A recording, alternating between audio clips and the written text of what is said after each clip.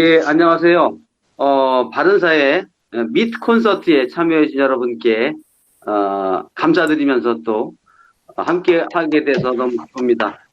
어, 요새 그 코로나 사태 이후로 많은 분들이, 이 집단으로 모이는 것이 부담스럽고, 저희 바른사회 시민회의도 그래서 많은 활동을 못했습니다. 그런데, 최근에 우리 김정우 교수님께서 이렇게 실시간 화상을 통한 세미나도 하면서 또 서로 참여해서 토론회장을 마련하자라는 말씀해 주셨고 또 손수 모든 프로그램을 준비해 주셨습니다. 그래서 저희가 바른사회가 이제 새로운 방향으로 저희들이 활동을 하게 됐습니다. 오늘 첫 출발이고요. 오늘 참여해 주셔서 감사드리고 또 이 행사를 위해서 모든 프로그램을 다 준비해 주시고 또 기획해 주신 김정우 교수님 감사드리고요. 또 도와주신 유은실 실장님이나 전면 팀장에 감사드립니다. 예, 무한히 발전하는 바른사회 및 콘서트 되길 바랍니다. 감사합니다.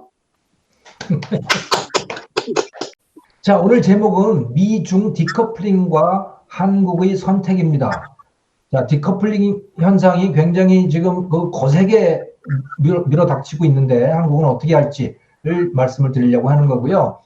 자, 이 코로나 이후에 글로벌 경제에 세 가지 큰 변화가 있을 것으로 보입니다. 첫 번째는 지금 오늘 말씀드릴 이 디커플링 현상이고요. 이것이 세계화된다는 거예요. 왜 이 세계화라고 하는 이 단어를 붙였냐면 이 코로나 사태 이전까지는 디커플링이 주로 미국과 중국 사이의 문제였습니다. 그런데 이게 세계적인 수준으로 지금 커가고 있다는 겁니다. 중국에 대해서 실망한 많은 사람들이 중국을 분리해야겠다. 중국과는 도저히 같이 못 가겠다라고 하는 생각들을 많이 가지게 됐고 그런 나라들이 많이 나타나면서 이 디커플링이 과거에 미국을 중심으로 한 자유민주주의 진영과 소련을 중심으로 한 공산 진영 사이의 냉전과 같은 비슷한 그런 양상으로 변해가고 있습니다. 두 번째는 나라마다 돈을 엄청나게 풀어내고 있는데 이것이 이제 뭐 산더미처럼 쌓여가고 있습니다.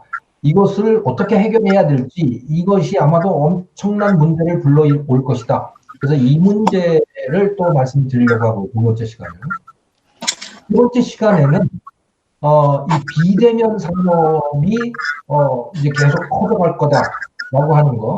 여기에 잘 적응하는 나라들은 이제 이 뭐라 그럴까요? 완전히 새로운 시대에 제대로 적응을 할 것이고 여기에 적응을 못하는 나라들은 도태되어 버릴 것이다라고 하는 뭐 그런 예언 겸 설명이 되겠습니다. 이렇게 크게 세 가지 변화가 나타나고 오늘은 그 중에 첫 번째 걸 말씀을 드리려고 합니다. 자, 디커플링. 예. 이 사진에서 보듯이 뭐 미국과 중국이 완전히 이제 갈라서는 것이고, 예.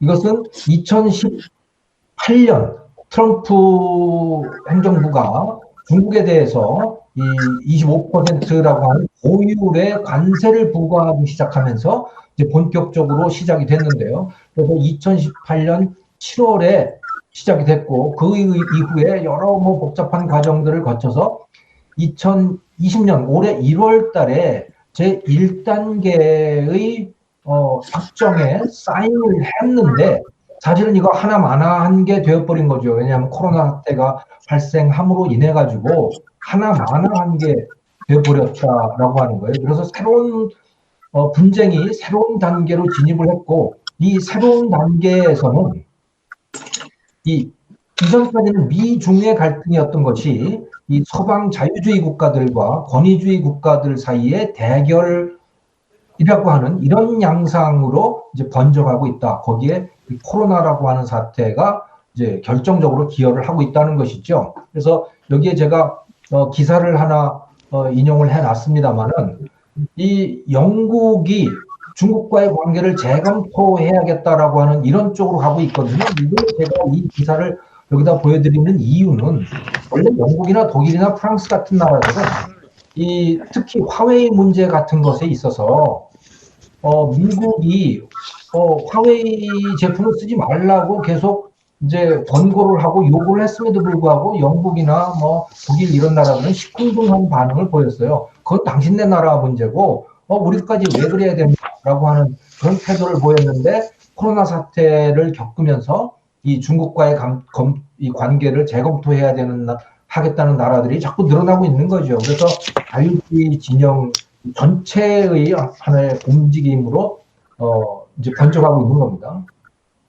자, 그런데 이 디커플링이라고 하는 것은 미국만 중국을 대상으로 해서 그런 것이 아니고요. 원래 이 중국도 그랬습니다. 중국도 우리가 이 중국 제조 2025, 메이드 인 차이나 2025라고 하는 이 프로젝트, 이건 여러분들 다 들어보셨을 거예요.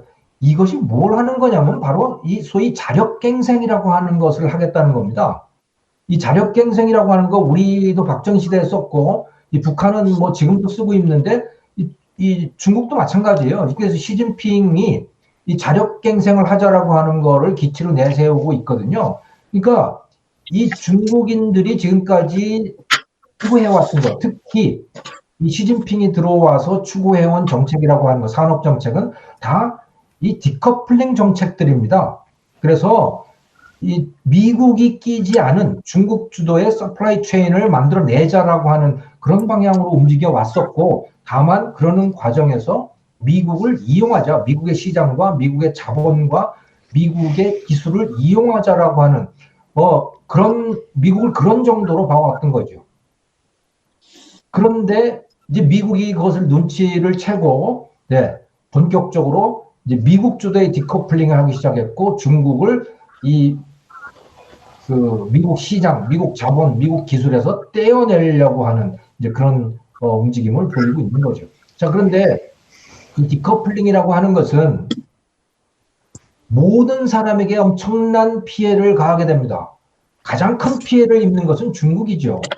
중국이 미국이 자기 자국 시장을 열어주지 않으면 뭐 중국은 산업을 제대로 유지할 수가 없습니다. 여기 보시면 이게 미국, 중국 사이의 수출 수입인데요. 예를 들어서 2018년 같은 경우에 보면 이 빨간색이 5,390억 달러라고 하는 이게 미국이 중국으로부터 수입하는 것이고 이 파란색은 미국이 중국에 수출을 하는 것인데요. 자, 이걸 한번 보세요. 5,390억 달러를 중국이 미국에 수출을 하는 거죠. 이걸 미국이 잘라버린다면 중국은 제대로 산업이 유지가 될 수가 없습니다. 공장이 돌아갈 수가 없는 거죠.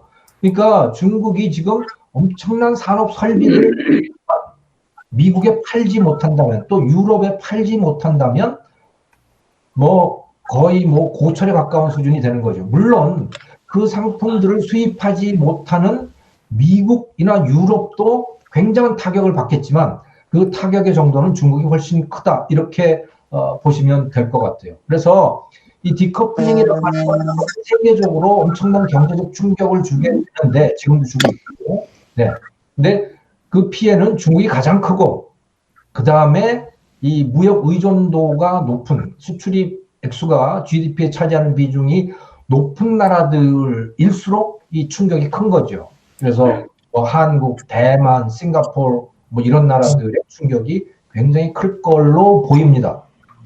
자, 이렇게 디커플링이 경제적 피해, 손실을 엄청나게 가져가기 때문에 기업들은, 미국 기업도 마찬가지죠. 기업들은 여기에 대해서 반대를 했어요. 반대를 해왔고, 월스트리트 이 투자자들도 마찬가지로 이 디커플링에 대해서 매우 비판적인 시각을 갖고 있었죠. 그래서 월스트리트 저널이나 무슨 이 블룸버그 통신이나 이런 데를 보면 디커플링에 대해서 안 좋은 소리들이 굉장히 많습니다. 그런데 이제 조금 그것이 바뀌어가고 있어요. 왜냐하면 이 코로나 사태로 인해 가지고 중국에서 얻을 수 있는 이익이 굉장히 줄어들어 버린 거예요. 왜? 중국에서도 공장 가동이 안 되거든요. 그러니까 중국을 떠난다고 하더라도 거기에 따른 손실이 뭐 상대적으로 상당히 줄어들었던 거죠. 줄어들게 된 거죠.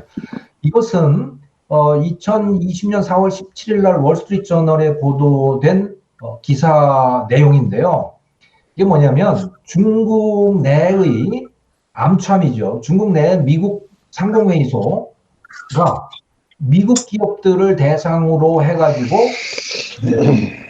의견 조사를 한 겁니다. 디커플링이 가능하냐 불가능하냐. 작년 10월에 조사했을 때는 66%가 디커플링은 불가능하다라고 답을 했어요. 이건 미국 기업들의 지금 응답인 겁니다. 중국에서 공장을 하고 있거나 영업을 하고 있는 미국 기업들의 응답입니다. 66%가 디커플링을 못하겠다는 거였어요. 그런데 이게 올해 3월 달에 조사했을 때는 44%로 확 줄어든 거죠. 그러니까 디커플링에 대한 미국 기업들의 저항이 상당히 줄어들었다. 이유는 코로나로 인해서 중국에 꼭 공장을 두어야 될 이유가 그만큼 줄어들었기 때문입니다. 자, 하지만 여전히 중국을 떠난다고 하더라도 미국의 입장에서는 소위 리쇼링이라고 하는 것, 미국으로 돌아오는 기업은 그렇게 많지 않을 거라고 봐요. 트럼프는 어떻게 해서든지 간에 중국에서 떠난 기업들을 미국으로 받아들이려고 하고 있지만, 그래서 뭐 보조금도 주겠다고 뭐 여러 가지 혜택을 주겠다고 약속을 하고 있는데 그게 쉽지가 않을 것 같아요. 그래서 이들이 최근에 들고 나온 대안이 뭐냐면 이 경제 번영 네트워크라고 하는 겁니다. 경제 번영 네트워크, 이코노믹 프로스페리티 네트워크이라고 하는 것이죠. 네, 이 이코노믹 프로스페리티 네트워크, 이것은 이 자유민주주의, 법치주의, 또 투명성 원칙을 지키는 나라, 즉 미국과 가치를 공유하는 나라들을 하나의 네트워크로 묶어서 그것을 가지고 서플라이 체인을 만들겠다는 겁니다. 그래서 중국에서 나와라. 그리고 꼭 미국에 오지 않아도 괜찮다. 이 이코노믹 프로스페리티 네트워크라고 하는 것으로만 들어오면 된다.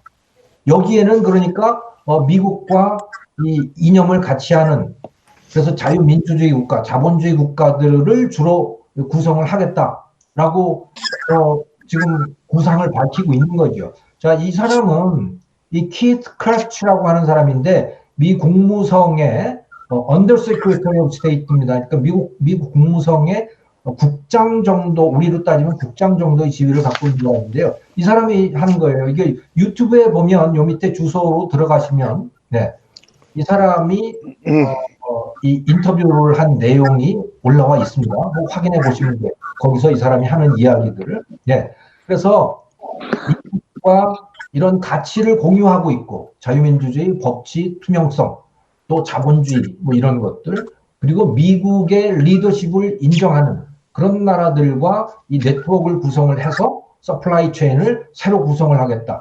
중국을 빼겠다라고 하는 거죠. 자, 그러면 여기서 이 미국 중심의 새로운 서플라이 체인에 들어갈 나라들이 어디 있을까? 미국 네트워크. 또 그러면 당연히 중국 네트워크가 형성이 되겠죠. 뭐 지금도 중국 네트워크가 상당히 형성이 돼 있지만 새로운 네트워크가 구성이 될 겁니다. 그래서 서로 별개의 네트워크가 구성이 됩니다. 자, 미국 네트워크와 중국 네트워크를 한번 비교를 해보자. 예상을 해보자는 거예요. 이 미국 네트워크에 포함될 나라들은 미국, 일본, 독일, 호주, 인도, 캐나다, 베트남, 이런 제가 쭉 계산을 해보니까 11개 나라는 거의 확실하게 들어갈 것 같아요. 한국을 뺐을 때. 지금 한국도 여기에 들어갔으면 좋겠는데 글쎄 들어갈지 안 들어갈지 모르겠습니다. 이 11개 나라들의 GDP를 합치면 44조 달러입니다. 자, 중국 네트워크에 포함될 나라들은 어떤 나라들이 있을까? 그러니까 이코노믹 프로스페리티 네트워크에 못 들어갈 나라들이 되겠죠. 그것은 중국, 러시아, 이란, 파키스탄, 아마도 이탈리아가 들어갈 수 있겠죠. 또 유럽에서는 또 이탈리아와 더불어 그리스, 또 동남아의 미얀마, 캄보디아, 이런 나라들 12개 나라가 아마도 들어갈 가능성이 높아요. 이 나라들의 GDP를 합치면 19조 달러예요. 그러니까 이 미국 네트워크, 새로 형성될 미국 중심의 서플라이 체인의 우리나라의 경제력과 중국 서플라이 체인 네트워크의 경제력은 이거 비교가 안 됩니다. 절반도 안 돼요, 중국 쪽이. 네. 그래서 당연히 우리가 뭐 자유민주주의 생각해봐도 그렇고 개인적 자유를 생각해봐도 그렇고 경제적인 이익을 생각해 봐도 그렇고 당연히 미국 쪽을 선택을 해야 되는 거죠. 자, 이것은 근데 우리나라 국민들의 성향을 지금 보여주고 있는 거거든요. 이것은 아산 재단하고 그 아산 재단하고 미국의 시카고 카운슬이라고 하는 이 두 기관이 공동으로 이제 우리나라 국민들을 대상으로 해가지고 이 여론조사를 계속 해오고 있어요. 근데 이게 지금 요거는 뭐냐면 미국 중국 갈등이 계속된다면 한국 정부는 어느 쪽과 관계를 강화해야 된다고 생각하십니까? 하고 물었어요. 한국인 1000명 대상으로요. 그랬더니 미국을 선택해야 된다라고 하는 게 78%고요. 중국을 선택해야 된다고 14%입니다. 그러니까 한국인들은 압도적인 다수가 미국을 선택해야 된다고 생각하는 거죠. 여기 14%는 아마도 뭐 주사파라고 생각하면 되겠죠. 한국 내. 예. 그래서 그리고 이 미국을 선택해야 된다고 하는 이 비율은 이 2014년에 비교해 볼 때 굉장히 많이 늘어났어요. 2014년은 60%였거든요. 중국이 25%였고. 근데 2019년에 들어와 가지고 미국이 훨씬 늘고 중국이 줄어들었죠. 네. 자, 그러니까 우리는 당연히 한국인들의 입장에서는 미국 네트워크를 선택을 해야 됩니다. 그런데 문재인 정부는 어떻게 할까요? 글쎄요. 제가 생각할 때는 이게 쉽지 않을 것 같아요. 이와 관련돼 가지고 이 워싱턴 타임스에 최근에 이 클리포드 메이라고 하는 사람이 이제 워싱턴 타임스에 칼럼을 발표를 했는데요. 여기 이제 이게 이코노믹 프로스퍼리티 네트워크, 경제 번영 네트워크와 관련된 이야기입니다. 자, 여기에 들어오려면 어떻게 해야 될까라고 하는 걸 이 사람이 예상을 해본 거예요. 굉장히 중요한 발언을 여기서 합니다. 미국의 적성국가는 안 된다는 거예요. 적성국가와 너무 깊이 엮이면 곤란할 거다라고 하는 예상을 하지요. 자, 미국의 적성국가는 그럼 어디냐? 당연히 중국, 이란, 파키스탄, 북한, 러시아 이런 나라들인 겁니다. 그런 나라와 너무 깊이 엮이게 되면 이 이코노믹 프로스페리티 네트워크에 들어오기 곤란할 거다라고 하는 이런 예상을 여기서 하고 있거든요. 저는 뭐 그러면 충분히 예상해 볼 수 있는 거라고 생각을 합니다. 그래서 결론입니다. 문재인 정부가 국민의 진정한 뜻을 따를 것인가? 글쎄요. 이거 지금까지 보면 한미동맹을 뭐 내놓고 파괴를 한다든가 또는 미국의 적성 국가들과 내놓고 뭐 경제 제재를 어겨가면서까지 뭘 한다든가 하지는 않았는데 굉장히 불안합니다. 현재 상태로서는. 그래서 우리가 이 중국 쪽이 아니고 미국 쪽을 선택하라라고 하는 그런 쪽으로 이 여론을 형성을 해야 되고 그런 쪽으로 압박을 해갈 필요가 있다고 봅니다. 네, 제 발표 여기서 마치겠습니다. 감사합니다. 수고하셨습니다. 뭐 의견 주실 거 있으면 의견 주시죠. 그러면 이제 신냉전으로 가는 거네, 그죠? 디커플링이. 뭐 거의 확실한 것 같아요. 그런데 지금 WHO에서 미국이 WHO에 대해서 돈 안 내겠다. 또는 뭐 WHO를 아예 없애버리겠다. 뭐 이런 것까지 그러니까 너무 심하게 가는 것 같아서 그거는 그것 때문에 오히려 뭐 이 미국이 곤란한 지경에 처할지도 모르겠는데 아무튼 현재까지는 보면 이 미국에 동조하는 나라들이 많이 생겼습니다. 영국, 독일, 프랑스 뭐 이런 나라들은 이제 이 미국 쪽에 상당히 동조하고 있는 것 같아요. 근데 미국이 너무 이제 독주하고 지금 트럼프식으로 이렇게 뭔가 지금 그 팔뚝에 힘줘가지고 이렇게 근육 자랑을 계속 하게 되면 네. 오히려 역작용 나지도 않을까요? 글쎄 뭐 그런 효과도 분명히 있을 것 같아요. 그런데 이런 말씀을 하시는 분들도 있어요. 지금까지는 미국이 국제기구들에 대해서 돈만 내고 또 이 아프리카 국가 같은 데다가도 원조만 해주고 그 낸 돈이 원래 목적대로 쓰였는지에 대해서는 확인을 안 했다는 거예요, 계속. 그러니까 그 돈을 그냥 자기들 멋대로 썼고, 그 중에 한 가지가 이제 중국 마음대로 돈이 쓰이게 되는 그런 결과까지 오게 됐다고 하는 뭐 그런 반성도 미국 내에서 있나 봐요. 그래서 트럼프가 저렇게 아주 무례하게 보일 정도로 저렇게 하고 있지만, 그게 또 뭐 일각에서는 지금까지 누가 그렇게 해본 사람이 있느냐? 점잖게만 했더니 중국이 저렇게 된 거 아니냐라고 하는 의견이 상당히 있는 거죠. 네, 또 다른 의견 있으십니까? 이 미국 주도의 프로스페리티 네트워크에 참여할 수 있도록 여론을 뭐 형성하고 해야 되는데, 지금 네. 현재 우리 국내 그 언론 여건이라든지 국민들의 전반적인 의식의 흐름으로 봐서 그게 어떤 방법을 택해야 그 여론 형성이 될는지, 거기에 대한 어떤 뭐 이 고민 같은 건 해보셨는지요? 저는 중국을 선택하면 어떤 결과가 올 거라는 걸 자꾸 보여주는 방법밖에 없을 것 같아요. 사람들이 미국은 싫어하면서도 또 한편으로는 중국처럼 되는 것도 좋아하지 않아요, 분명히.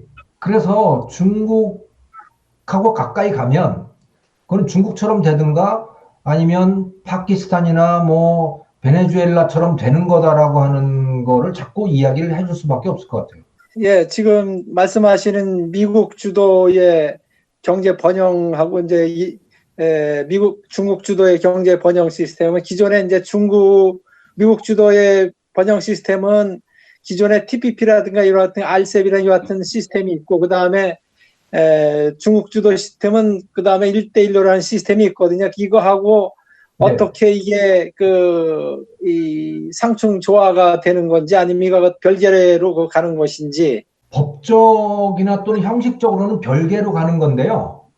지금 지금 그러니까 이코노믹 프로스페리티 네트워크에 마이크 폼페이오가 지금 협상 진행 중이다라고 이야기를 한 나라들을 보면요. 그게 호주, 인도, 멕시코, 한국 뭐 그런 나라들이거든요. 근데 이게 CPTPP 그 자유무역 협정 있잖아요. 일본 주도의 자유무역 협정. 미국은 빠져나간 거. 그거하고 거의 겹칩니다. 멤버들이. 근데 한국은 빠져 있는 거죠, 거기서. 지금 한국이 이제 참여를 안 한다고 해서 빠져나와 있죠. 예. 자, 그런데 아무튼 이 CPTPP라고 하는 것은 그냥 자유무역 협정인 거고요. 이코노믹 프로스페리티 네트워크는 교육과 관련된 거라기보다는 이 공장을 옮기는 것과 관련된 거죠. 공장을 여기로 옮겨라. 중국 걸 빼서.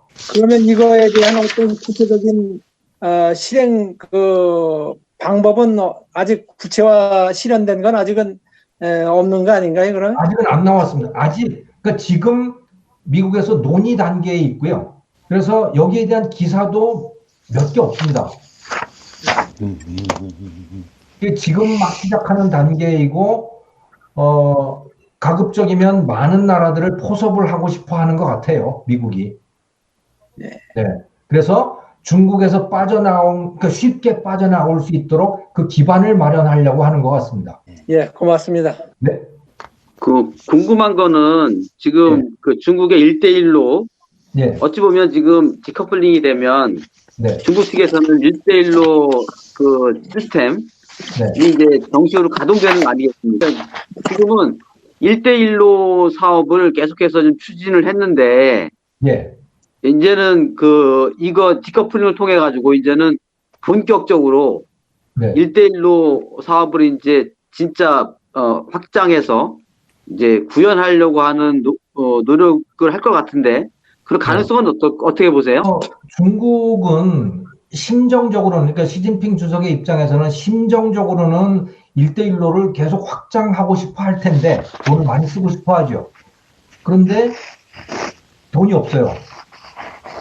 이 코로나 사태로 인해가지고 그러니까 외국에서 들어오는 돈이, 달러의 유입이 확 떴고, 2019년도 이 1대1로에 대해서 별로 투자를 못했습니다.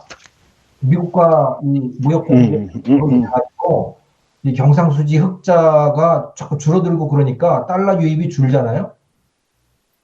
거기다가 또 한 가지 이 일대일로와 관련돼서 벌어지고 있는 현상이 지금 중국이 일대일로라고 하는 게 중국 돈을 투자하는 거 아니에요. 중국 돈을 투자해가지고 그 나라의 인프라스트럭처를 만들어 주는 건데, 그리고 그게 대부분 빚이잖아요. 그 나라의 국가 부채들이거든요. 그래서 뭐 미얀마라든가 캄보디아라든가 파키스탄 또 이티오피아, 이란 뭐 이런 나라들인데 주로. 근데 이 나라들도 다 코로나 사태로 인해 가지고 달러 유입이 엄청나게 줄었어요. 거의 멈춰버렸어요. 근데 그러니까 중국에다가 갚아야 될 돈을 못 갚는 거예요.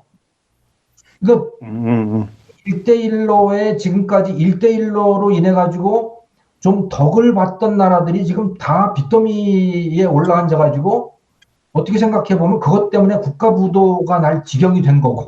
그래서 이 IMF라든가 월드뱅크 같은 데에서 중국한테 요구를 하고 있는 겁니다. 그거 좀 유예시켜라. 원리금 상환을. 근데 중국이 거기에 대해서 대꾸를 안 하고 있죠. 그래서 제 예상으로는 1대1로 못합니다. 지금까지 해놓은 거를 유지하기도 저는 쉽지 않을 거라고 봐요. 돈이 없어. 그리고 이 지금까지 1대1로의 투자를 받았던 나라들하고의 갈등도 저는 굉장히 커질 거라고 봅니다. 그러니까 빚을 못 갚으면 많은 경우에 중국이 담보를 잡아놨거든요. 예를 들어 스리랑카 같은 데는 아예 항구를 통째로 그냥 접수를 해버렸어요. 돈 못 갚는다고. 뭐 99년 뭐 이 사용권 같은 걸 받고 막 이렇게 해버렸거든요. 근데 이 나라들이 소위 신흥국이 못 사는 나라들인데 돈을 못 갚게 되면 당연히 중국이 투자해놨던 것들을 다 접수하려고 할 거예요. 그래서 뭐 도로 사용권을 접수한다든가 또 철도 사용권, 항구 사용권 이런 것들을 접수를 하게 돼서 시간이 가면 갈수록 점점 더 중국과 적대 관계로 변할 가능성도 중국도 지금 사면 초과라고 보시면 되죠. 근데요, 지금 저는 두 가지 점을 생각을 하는데요. 네. 하나는 지금 이제 전부 경제적인 측면에서의 그 관계를 하지만 네. 한국에는 또 한반도의 특수한 그 남북 분단 그런 상황이 있기 때문에 네. 한국 정부는 굉장히 제가 딜레마에 빠질 거로 사실은 생각을 합니다. 왜냐하면 우리가 한반도 문제를 해결하는 데 있어서 아무리 중국이 저렇다 하더라도 중국과의 뭔가 이런 것들이 미국이나 중국 사이에서 논의가 되지 않으면 또 어렵게 되는 부분들이 분명히 우리가 있다고 저는 그 생각을 하거든요.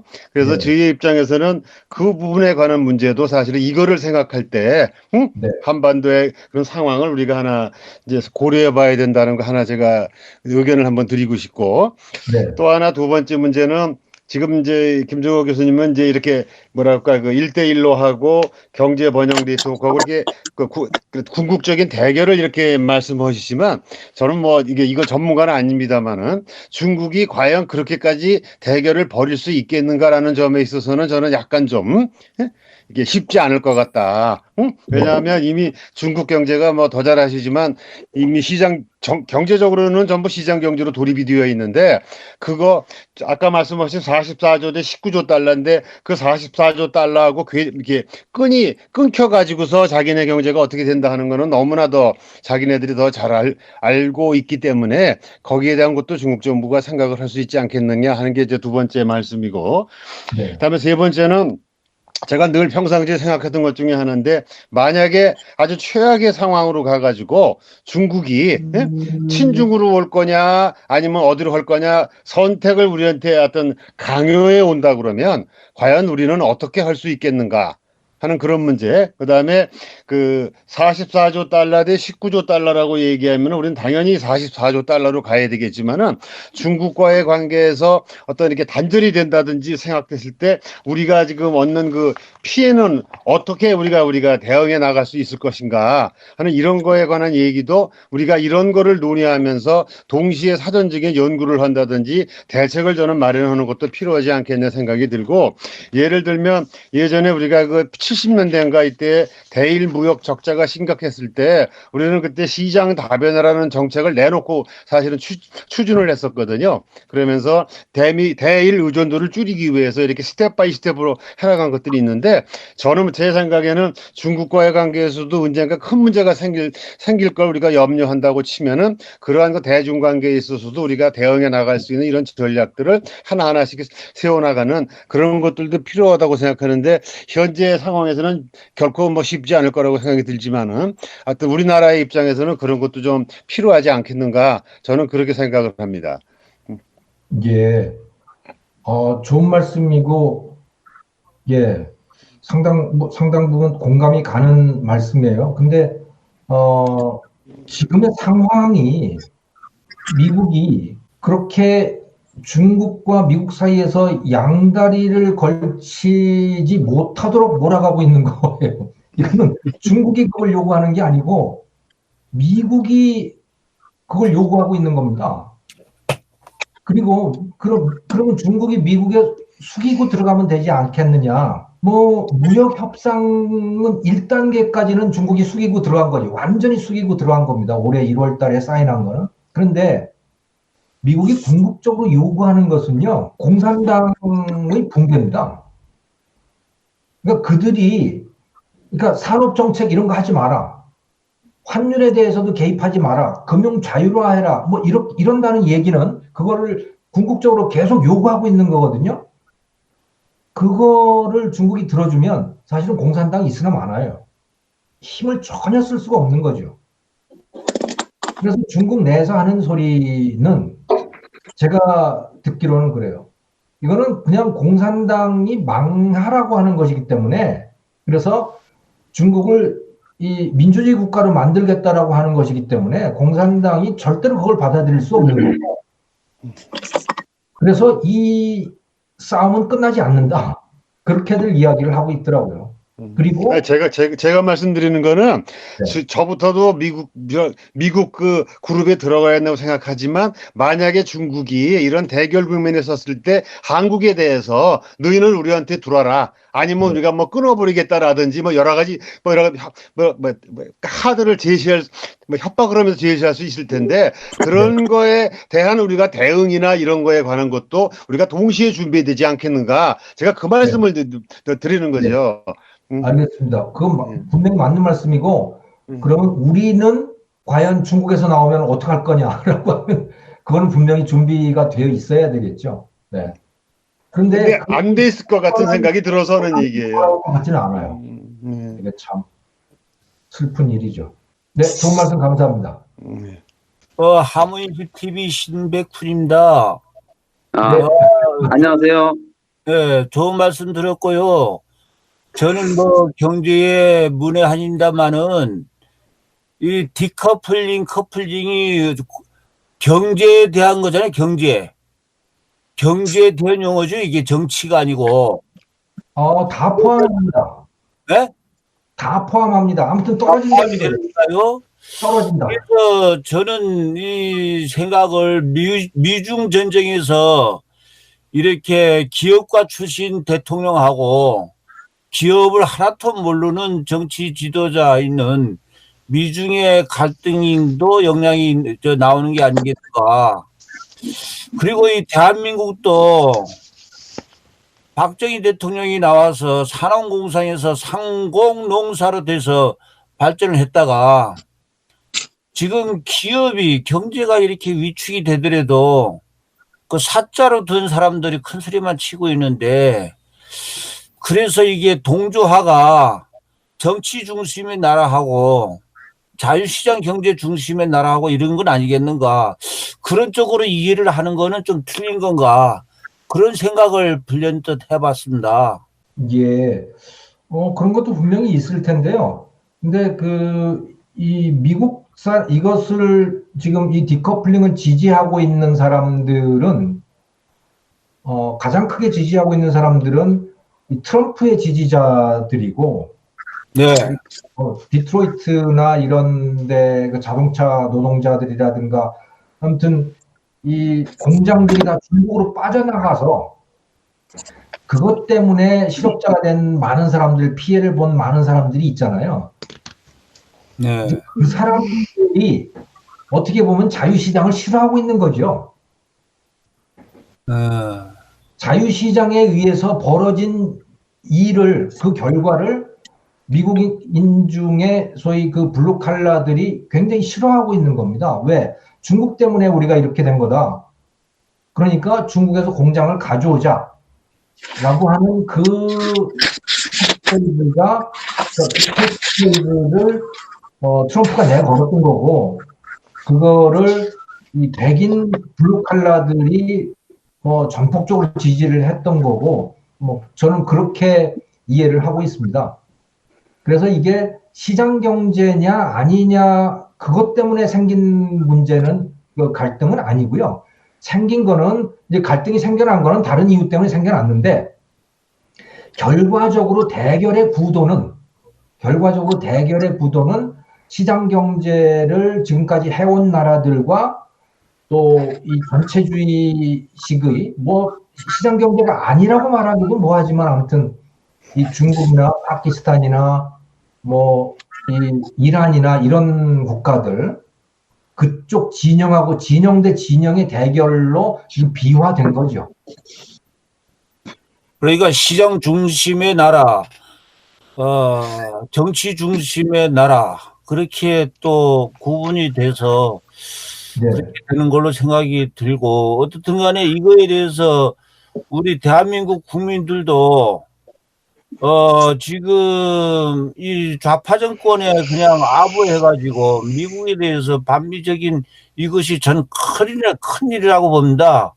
하여간 이런 그 경제에 대해서 우리 국민들도 제대로 공부를 해야만이 이렇게 경제가 중심이 되고 경제가 발전이 되고 기업가가 우대받는 그런 사회를 만들려고 하면은 우리가 제대로 알아야 되겠다 그런 생각을 하는데 오늘 참 좋은 말씀 해주셔서 감사합니다. 네, 감사합니다. 네, 교수님. 네. 그러면은 지금 이렇게 말씀해 주신 거에서요. 네. 지금 어쨌든 지금 정부들이랑 국민들이랑 원하는 바가 조금 다른 부분이 조금 있는 것처럼 이제 보이잖아요. 예. 그러면은 정부에서의 포지션, 지금 현재 상황에 있어서 포지션을 어떻게 가져가는 게 그 교수님 생각으로는 좋은 건지 아니면 기업은 또 어떤 포지션으로 가는 게 지금 현재 상황에서는 가장 좋을 거라고 생각하시는지 의견을 듣고 싶습니다. 예. 좋은 질문이세요. 정말 고통스러울 거예요. 정말 고통스러운데 정부의 입장에서는 저희가 정부에게 요구할 수 있는 거는 경제 제재 어기지 마라. 그러니까 미국이나 유엔이 하고 있는 북한 또 러시아 이런 이란 이런 데 대한 경제 제재들이 있잖아요. 네. 앞으로 중국에 대한 경제 제재가 더 늘어날 수도 있는 거고 그거 섣불리 어기려고 생각하지 마라. 저는 그것만이라도 지키고 있으면 그냥 그럭저럭 지나가지 않을까. 그냥 한 반쯤 미국의 동맹인 상태로 그냥 넘어갈 수 있지 않을까. 근데 그게 아니고 경제 제재를 어겨서 하면서까지 북한에다가 뭘 지원한다든가 이렇게 되면 그러면 이제 완전히 적이 되겠죠. 한국에도 경제 제재가 들어오고, 그러면서 큰일이 되겠죠. 아마 그러니까 현 정권의 입장에서는 무조건 북한을 지원하고 또 시진핑을 초대하고 그렇게 하고 싶을 텐데 그걸 하려고 할지 안 할지는 모르겠어요. 아마도 못하지 않을까요? 그러니까 자본이 빠져나가는 것을 감수할 것 같지는 않아요. 그 정도까지 할지 글쎄 그런 정도까지 할 것 같지는 않은데 모르죠. 정신 나간 사람들이니까. 네. 네, 답이 됐는지요? 예. 그럼 기업이 지금 기업 우리나라를 이끌어가는 건 사실 세금 그렇죠. 내주는 것도 기업이잖아요. 그럼 기업의 포지션은 물론 뭐 본인들이 가장 고민을 하겠지만 교수님 입장에선 어떤 포지션이 좋을지. 기업은 제가 생각할 때는 장사하는 사람은 무조건 여러 나라하고 장사를 하면 좋은데 네. 저는 TSMC가 지금 잘하고 있다고 봐요. 대만의 TSMC가 중국에다 큰 공장을 두었잖아요. 네. 네. 근데 이제 트럼프가 자꾸 압박을 가하니까 미국에다가 투자를 시작을 했어요. 미국 투자를 시작을 했는데 미국의 공장이 중국 공장처럼 그렇게 큰 공장이 아니에요. 근데 일단 가서 성의를 보이는 거예요. 성의를 일단 보이고 TSMC의 입장에서도 이제 한번 해보는 거지. 이제 미국에다 갖다 놔 보는 거죠, 아마. 우리 삼성전자나 뭐 SK 하이닉스나 그런 데들도 그래야 하지 않을까 모르겠어요. 롯데는 그 아예 진작 갔잖아요. 네. 예. 아예 화학 공장을 아예 큰 거를 지어버렸죠. 네. 네. 롯데는 중국에서 뭐 별로 재미를 못 봤으니까 뭐 그런 것이기도 한데, 아무튼 기업들 입장에서는 가급적 아무튼 트럼프 눈에 나지 않게 뭔가 신용이라도 해야 된다 이거는. 네. 현재는 예. 그런 게 있는 것 같아요. 예, 감사합니다. 교수님 저기 뭐야 옛날에 그 레이건 때는 네. 소련하고 이 냉전 체제 하에서는 사회주의와 자본주의, 자유민주주의와 공산주의 이 대립구도에서 실은 뭐 양분돼서지 않습니까?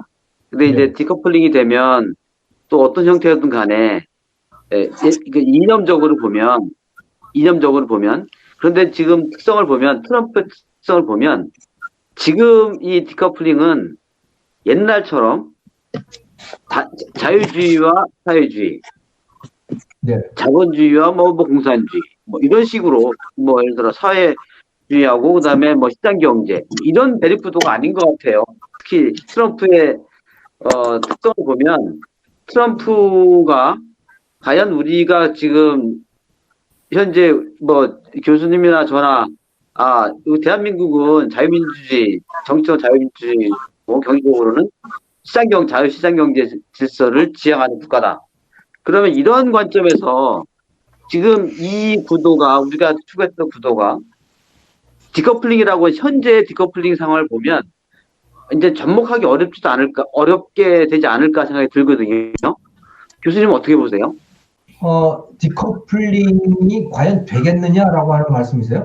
아니요, 디커플링이 되면 예전에는 레이건 당시에는 공산주의와 그러니까 사회주의와 자유민주주의의 구도였지 않습니까? 네. 그런데 지금은 이제 중국하고 미국이 이렇게 디커플링이 돼가지고 이제 세상이 나눠지게 되면 네. 이때는 실은 어느 쪽으로 가는지 나 그게 좀 궁금해서요. 예를 들어 트럼프는 명백하게 시장 경제를 추구하는 사람은 아닌 것 같아요. 트럼프는 시장 경제는 아니에요. 그죠? 내가 볼 때는 실용주의 같아요. 이라고 저는 생각을 하고 돈. 그런데 돈을 버는데 시장 경제가 도움이 되는 거죠. 하지만 경상수지 적자 같은 것은 돈을 잃는다고 생각을 하는 거고, 그래서 이 전통적인 시장주의자들 또는 전통적인 미국의 보수주의자들 생각하고 좀 달라요. 트럼프는 상당히 보수주의적인 보호주의적인 색채가 있는 거죠. 트럼프의 경우는. 그런데 과거의 소련 진영은 뭐 기본적으로 다 소액경제들이었죠. 처음부터 이 미국 진영하고 애초에 거래 관계가 없었고 기본적으로. 그래서 뭐 디커플링을 하고 말고 할 것도 없었던 거죠. 이 중국은 미국 경제권 속에 들어왔는데 1980년대부터 미국 경제권 속에 들어와가지고 거기서 커졌는데 미국 시스템이 아닌 시스템을 구축을 하는 거예요. 중화 중화 시스템을 구축을 하는 거죠. 그러면서 미국이 이걸 떼내야겠다고 생각을 하고 있는데, 근데 이 중국도 시진핑이 들어오면서 사실은 이 후진타오 때부터 이제 그런 움직임이 있었다고 하는데 점점 더 사회주의적인 색채를 띄어가고 있는 겁니다. 지금 중국 기업들 중에 파산하는 기업들이 많거든요. 3년 전부터 파산하는 기업들이 중국에서 많이 나왔는데 그 파산 기업들이 누구냐면 다 민간 기업들입니다. 중국에. 중국의 대기업들, 큰 기업들은 국영 기업들이 많죠. 국영 기업은 거의 파산을 안 해요. 다 민간 기업들이 파산을 하는데 그 민간 기업들이 파산을 하면 그 기업이 사라지는 게 아니고 그게 국영화가 됩니다. 국가가 인수를 해요. 또는 지방정부가 인수를 하든가. 그래서 그게 다 국영화로 넘어가고 있어요. 중국 기업들이 다 국영화로 지금 넘어가고 있는 상황이고 그러면서 중국이 점점 더 사회주의화 되어가고 있습니다. 그러니까 중국이 민간 기업 때문에 성공을 한 건데 1980년대부터 그 민간 기업들을 없애고 있는 과정이라고 보시면 되는 거죠. 그러면 저희가 얘기할 때 이제 예를 들어 우리는 그러면 우리가 디커플링이 됐을 때 미국 쪽에 가담을 해야 된다. 아니면 중국 쪽에 가담을 해야 된다 할 때 왜 우리가 미국 쪽에 예를 들어 뭐 우리한테 경제적 이익이 되기 때문에 해야 된다.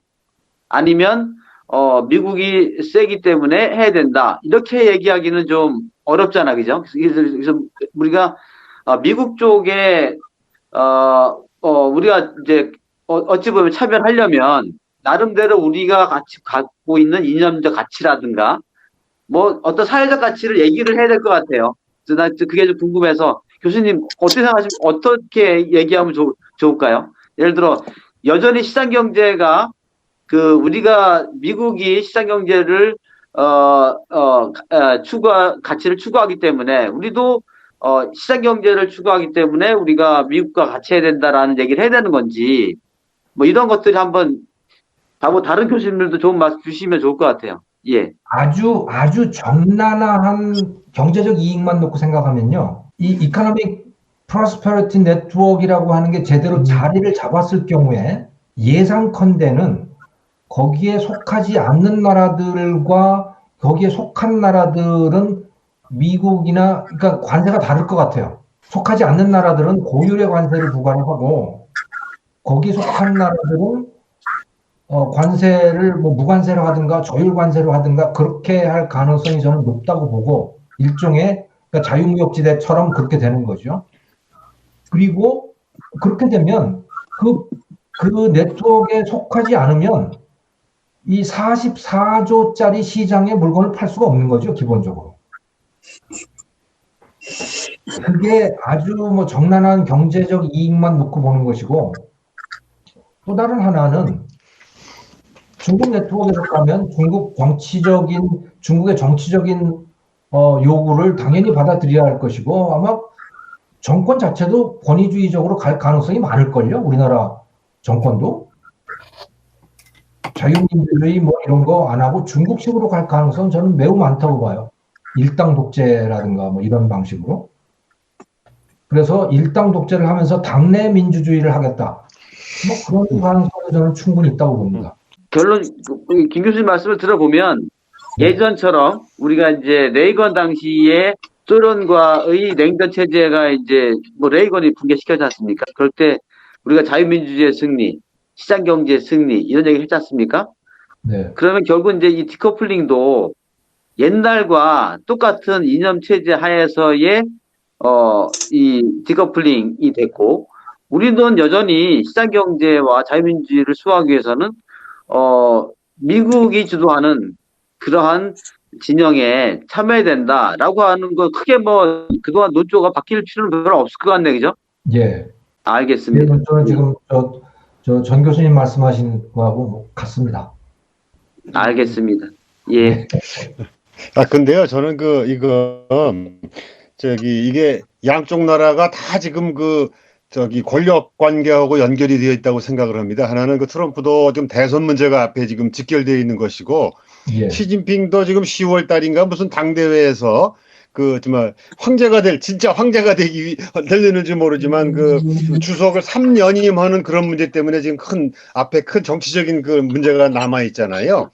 그래서 이런 거 지금 진행을 하지만 만약 이런 것들이 이제 뭐 트럼프도 본인 뜻대로 재선이 되고 시진핑도 3연임이 우리가 되고 뭐 이렇게 된다고 하면 제 그냥 혼자 개인 생각에는 중국의 입장에서 봤을 때 이 미국과의 디커플링을 끝까지 가지고 가면 그것이 중국 경제에 얼마만 그 재앙이 된다는 거를 누구보다 본인이 제일 잘 알고 있을 거라고 저는 생각을 해요. 아까 그 기업 문제도 말씀하셨지만 제가 중국 얘기 들은 것 중에 하나는 중국의 그 부동산 문제도 지금 기업 못지않게 심각한 문제인데 그걸 이런 걸 앞두고 있기 때문에 시진핑이 그냥 떠받치고 있다는 얘기를 제가 들은 적이 좀 있거든요.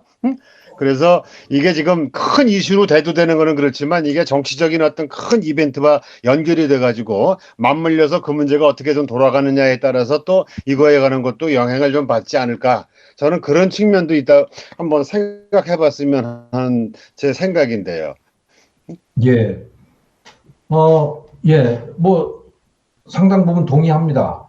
그러니까 지금의 디커플링이라고 하는 것은 미국이 중국 때리기를 하고 있는 것이고 중국은 이 파도를 가급적이면 벗어나고 싶어하는 그런 입장인데, 근데 중국의 입장에서도 이 미국과 타협을 하기가 매우 어려운 것이 미국이 요구하는 바가 궁극적으로는 이 중국의 민주주의가 자리를 잡게 하는 것이고 그것은 공산당 붕괴를 뜻하는 거죠. 그래서 받아들이기가 어렵다고 그래요. 제가 지금까지 파악하기로는 그렇습니다. 그냥 단순히 무슨 수출을 얼마 하라 이런 차원이 아니라는 거죠. 그러니까 네. 미국이 디커플링을 해서 과거 레이건이 냉전 체제를 소련을 붕괴했듯이 미국의 입장에서는 중국 경제 발전을 시키면은 이게 자유시장 경제 민주화가 될 줄 알았는데 이게 안 되다 보니까 이거는 이 지구촌 안정을 위해서라도 아주 그 미국에 있어서는 자신감과 기획이 되어 있는 그런 경제 전쟁에서 이제는 과거에 싼 인건비 이젠 중국이 아니더라도 될 수 있고 지금 코로나 이후에는 우리가 정말로 로봇이라든가 드론이라든가 이제는 어떻든 간에 인공지능을 통한 그런 사회가 되기 때문에 인건비 쪽은 베트남이나 인도를 하면 될 것이고 그러다 보니까 중국이 벗어나더라도 될 수 있다는 자신감 또 그것이 올바른 방향 그런 걸로 저는 이제 이해를 하고 싶은데 그냥 제 생각으로는 그렇습니다. 예, 그거는 지금 신 대표님 말씀하신 것은 디커플링을 추진하는 사람들의 생각이 정확히 그럴 거라고 봐요. 그런 큰 구도 속에서 하고 있는 것이고 그게 될 거라고 보는 거죠. 근데 걱정하는 사람들의 입장에서는 미국 기업들이 중국에다가 그 공장들을 뒀던 이유, 지금까지 다른 데로 안 가고 있는 이유는 또 뭘 거라는 거죠. 네. 왜냐하면 베트남이나 인도 같은데 인건비는 싼데 중국 사람처럼 일을 잘하지도 못하고 중국처럼 기반이 제대로 갖춰져 있지도 않고 그러니까 아마도 제일 중요한 거는 근로 의욕 같은 것일 것 같아요.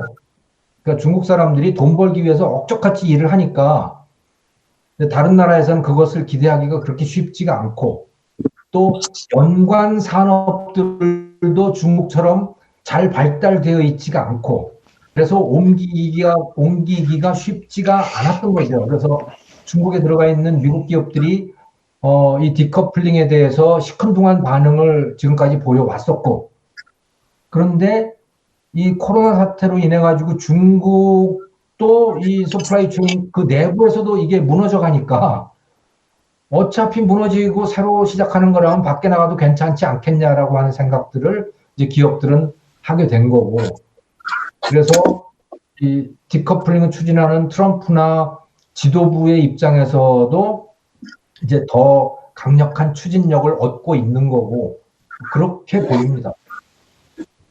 미국하고 북한하고 또 이렇게 경제 쪽에 뭐 북한 사람들이야 또 일하라고 하면은 엄청 무섭게 우리나라 한국이니까 예. 잘할 것이니까 만약에 디커플링이 중국하고는 되고 미북이 이렇게 되면 또 엄청난 또 뭐가 그럴 수 있죠.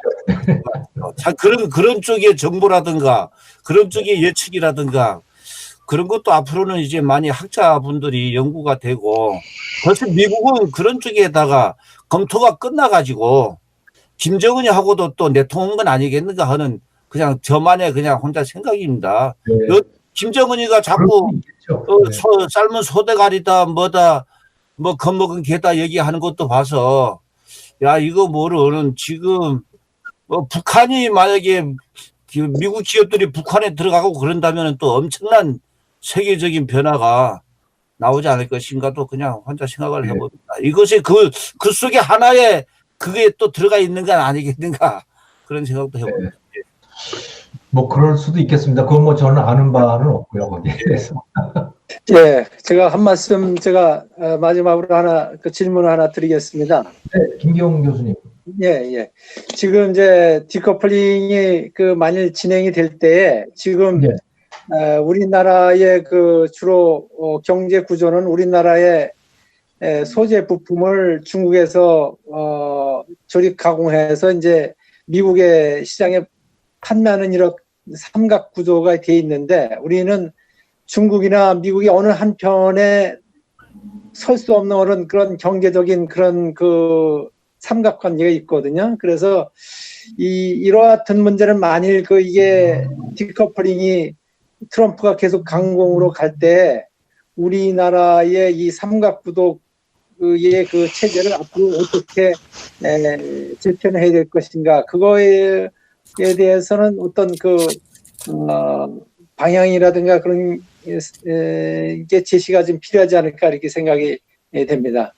예. 우리 바른사회도 그런 이 문제가 굉장히 중요한 문제고 당장 맞습니다. 온 문제이기 때문에 이 문제에 대한 우리 나름의 어떤 대안 같은 거, 정책 방안 같은 거를 제시하는 것도 필요할 것 같아요.